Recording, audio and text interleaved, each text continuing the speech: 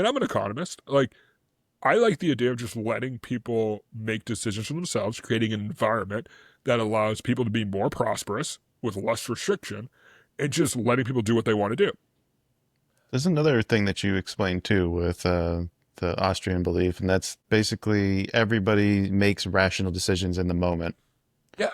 One of the things we talk about the pillars of economics, and one of them is like people make rational decisions. I always say people make rational decisions given the information they know. That's the Yes, caveat everybody yes, forgets. Um, and that caveat's important because how do we deliver information, instantaneously throughout an economy? Prices. hmm We do that through prices, whether it's an interest rate, whether it's the actual price of a good, whatever stock have you, price. Yeah. stock price.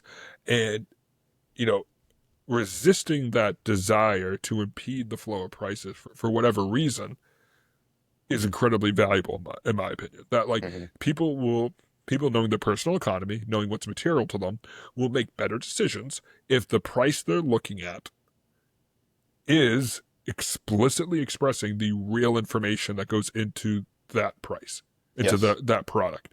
And that sounds kind of like a circular argument, but basically what Austrians like to see is like, we don't want to see subsidized interest rates. We don't want to see government intervention and a lot of stuff. Like, make no mistake, Austrians aren't, libertarians by any standpoint. We're not libertarians at all.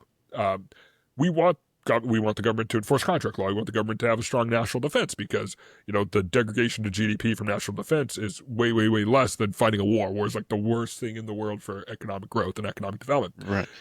What about Sometimes,